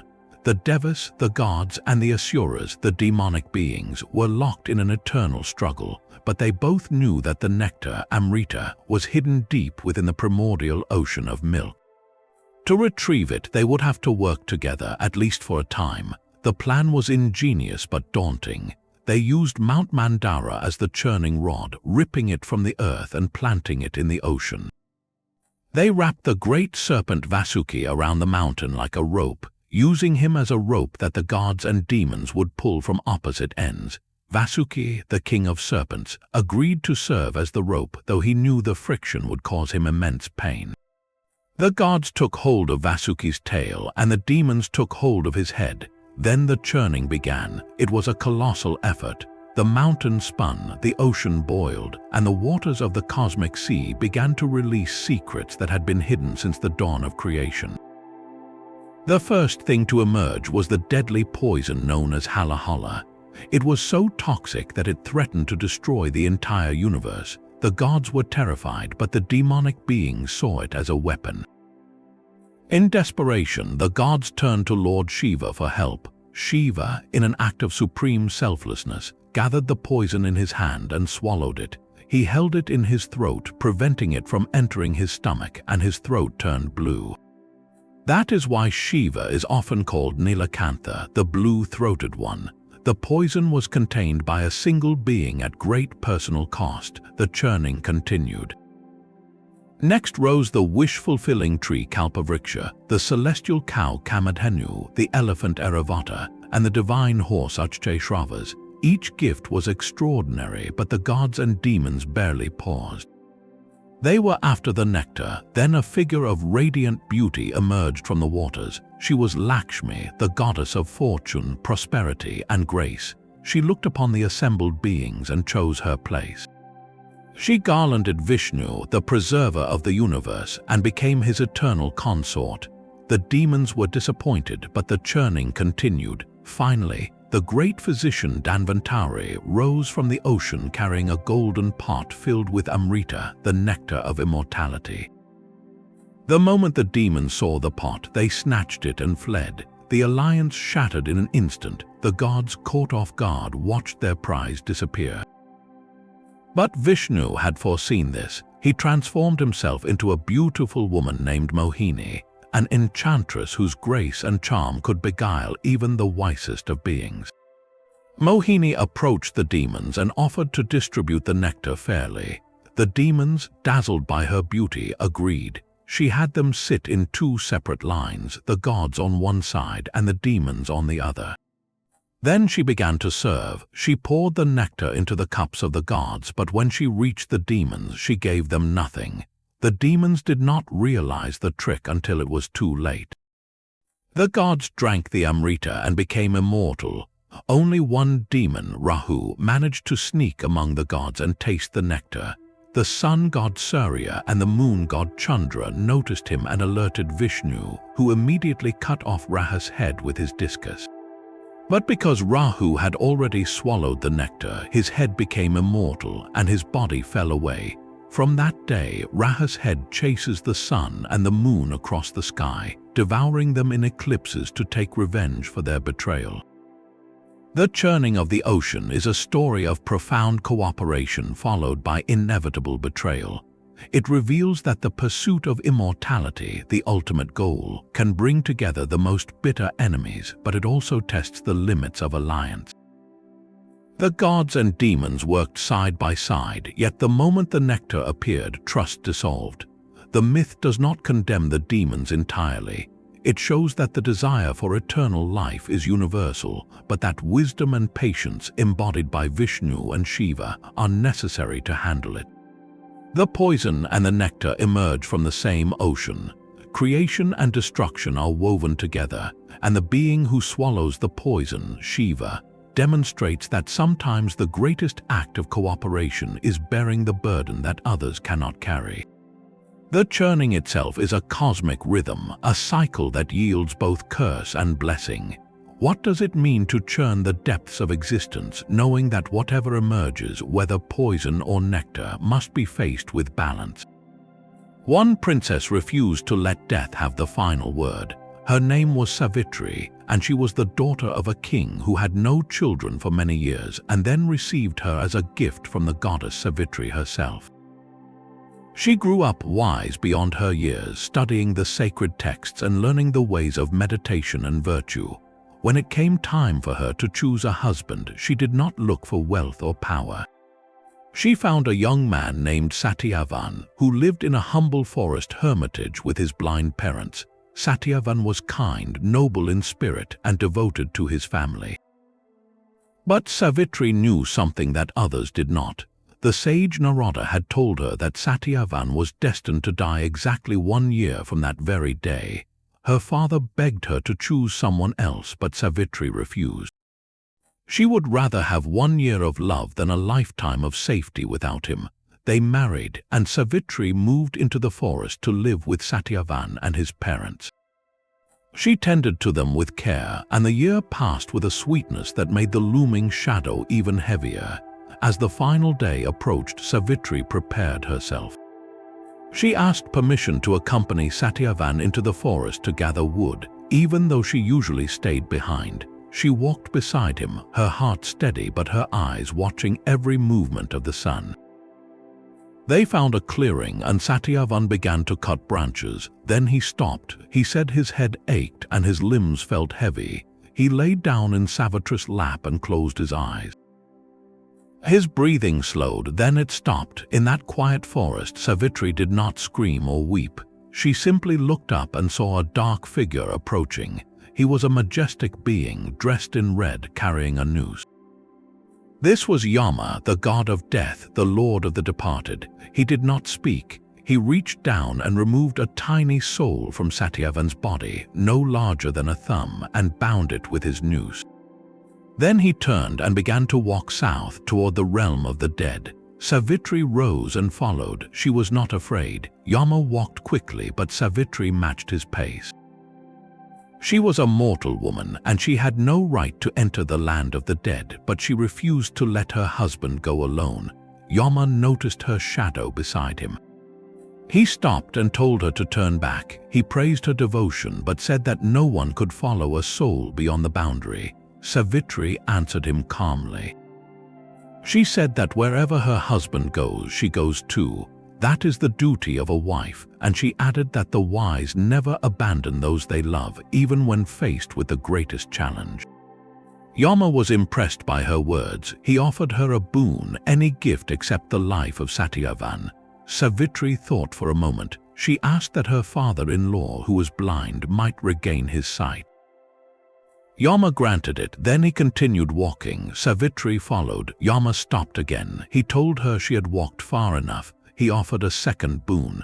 She asked that her father-in-law regain his kingdom, which he had lost many years ago. Yama granted that too. Still, Savitri walked. A third time Yama stopped and offered a boon. She asked that she herself might bear 100 sons, children of Satyavan. Yama granted the boon without thinking. Then he realized his mistake. If Savitri was to bear Satyavan's sons, then Satyavan must live. Yama looked at her and he understood. She had not begged or bargained. She had used his own generosity to build a logical trap. The law of the universe could not allow a granted boon to go unfulfilled. Yama smiled. He released Satyavan's soul from the noose and returned it to the body lying in the forest. He told Savitri that her devotion had conquered death itself, and that she and Satyavan would live a long and joyful life together. Then Yama vanished. Savitri returned to the clearing and laid her husband's head back in her lap. He stirred and opened his eyes. He asked how he had fallen asleep so deeply. She said simply that she had been there the whole time. They walked home together and the prophecy had been rewritten. This story holds a different kind of power than the churning of the ocean. It does not involve divine nectar or cosmic battles. It is one woman's steadfastness, her calm intelligence, and her refusal to accept the finality of loss. Savitri does not fight Yama. She matches him step for step, word for word. She respects the order of the universe, and she uses that very order to find a way through. The boons she asks for are not selfish. They are acts of service to her family, which makes them pure and impossible to refuse. The message is that love, when it is grounded in wisdom and patience, can turn even the cold logic of death on its head.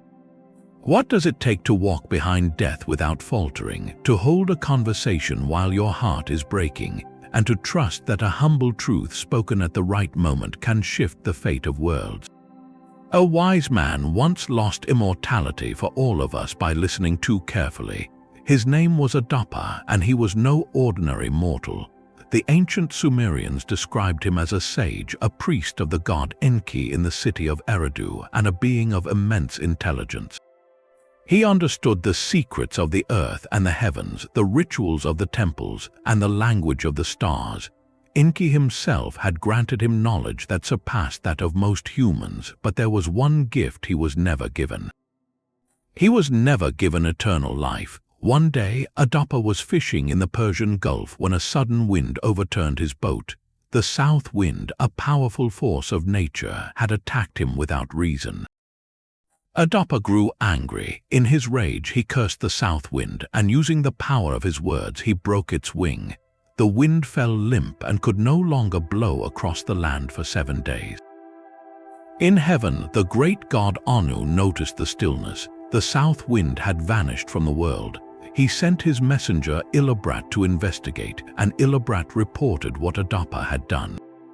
Anu was furious. A mortal had dared to cripple a divine force. He demanded that Adapa be brought before his throne in heaven to answer for his crime. Enki, Adapa's patron, knew the danger of this summons. Anu was not a forgiving god, and the celestial court could be a place of judgment where one misstep meant destruction. So Enki devised a plan to protect his servant. He called Adapa to him and gave him careful instructions. First, Enki told Adapa how to dress. He was to put on mourning garments and let his hair be unkempt, so that when he arrived at the gates of heaven, the 2 divine gatekeepers, Dumuzi and Gizida, would pity him and ask why he mourned. Adapa was to tell them he was grieving for 2 gods who had vanished from the earth. This would flatter them, for those gods were actually Dumuzi and Gizida themselves. The gatekeepers would then be well disposed toward Adapa and would speak favorably on his behalf before Anu. Second, Enki gave Adapa the most crucial warning. Once Adapa stood before Anu, the god would offer him the bread of life and the water of life. These were the food and drink of immortality. Under no circumstances was Adapa to accept them.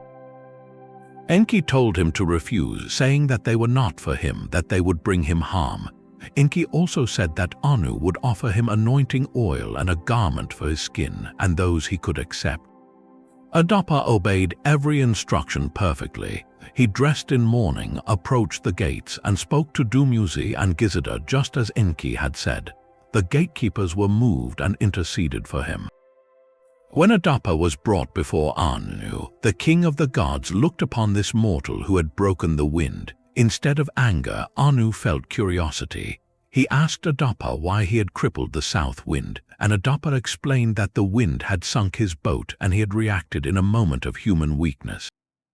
Anu, impressed by Adapa's honesty and the intercession of the gatekeepers, decided to show mercy. He offered Adapa the bread of life and the water of life, intending to grant him immortality so that he might dwell among the gods. But Adapa, faithful to Enki's warning, refused. He said, "I have been told not to eat of this bread or drink of this water, for they will bring me harm." Anu looked at him with a mixture of pity and frustration. He realized that Adapa had been tricked by Enki's cleverness. The food and water were indeed the keys to eternal life, and by refusing them, Adapa had lost the chance for all humanity. Anu offered him the oil and the garment instead, which Adapa accepted, and then he was sent back to earth. Adapa descended from heaven, knowing that he had passed the test of obedience but had failed the test of trust. He had followed Enki's instructions too well, so well that he had closed the door on immortality forever. This story is a profound meditation on the limits of human wisdom. Adapa was the wisest of mortals, a man who understood the hidden workings of the universe, yet his wisdom was not enough to recognize the true nature of the gift placed before him. He relied on his patron god's advice without question, and that trust meant to protect him became the very thing that bound humanity to mortality. Enki's motives are ambiguous. Did he genuinely believe the food was dangerous, or did he deliberately prevent Adapa from becoming immortal, jealous of the power that would rival his own? The myth never answers directly, leaving a haunting question hanging over the entire story. What if the greatest wisdom is knowing when to question the advice of even the most trusted guide? Adapa walked into heaven with all the knowledge of the world at his fingertips, but he could not see past the warning he had been given. He was too faithful, and that faithfulness cost him everything. The south wind, restored after 7 days, continues to blow, but the chance for eternal life slipped through Adapa's fingers because he was too wise to doubt. The myth of Adapa reminds us that knowledge is not the same as understanding, and that sometimes the most important answer is hidden in the space between instruction and instinct. What would you have done if you stood before Anu?